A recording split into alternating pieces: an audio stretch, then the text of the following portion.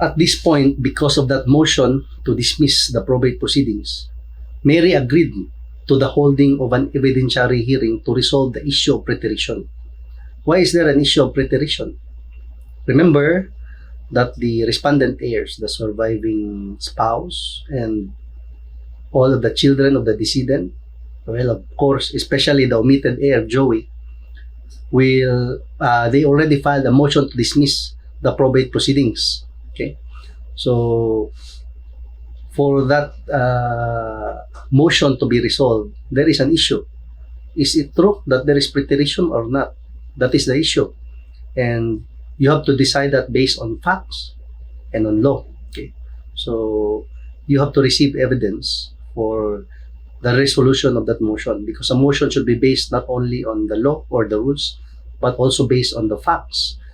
And you do not have to prove these facts if these facts form part of the records and it is an established fact, or maybe if the fact is admitted. But the problem, if there is a factual issue, it has to be proven by evidence. So there has to be an evidentiary hearing. So the regional trial court ordered the parties to submit their factual allegations to support or negate the existence of preterition. So this is some form of position paper where you submit your factual allegations and your substantiation, your evidence to prove your allegations. This is a very crucial part of the Supreme Court decision. Take note. You must ask yourself, what is the wisdom behind the conduct of an evidentiary hearing to resolve the issue of preterition? What is the wisdom behind this step taken by the trial court? What is the wisdom behind this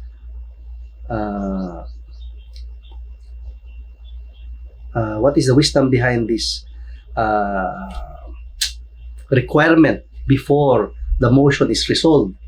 Can this issue not be resolved by the mere perusal of the last will and testament? Because in the last will and testament, it is already obvious.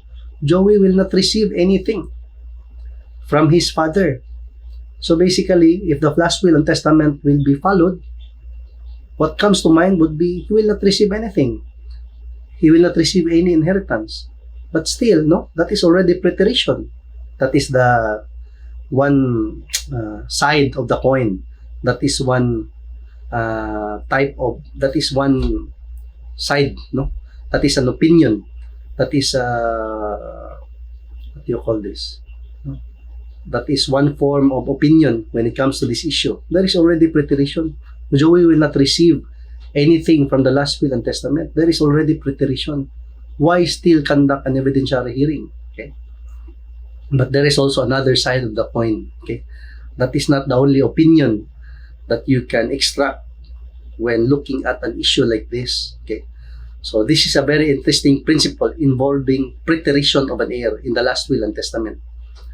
Because some might have the opinion, even lawyers, that when you are not included or not named in the last will and testament, automatically there is already preterition. You are already a preterited heir. Okay. That is one type of opinion. So in this case, before we move forward, that is a very important part of this Supreme Court decision. So try to take note, no? Try to recall the questions that I am asking us to ask ourselves. Why is it important to do this evidentiary hearing? Why is it important to require the conduct of this evidentiary hearing? What is the wisdom behind this requirement of evidentiary hearing by the regional trial court? This is a very good move by the trial court. Why? Why is it required? Okay. So in this case, only the respondent heirs complied with the order. Okay. So Mary did not comply. So this is a very interesting part of the story. Why will Mary not comply?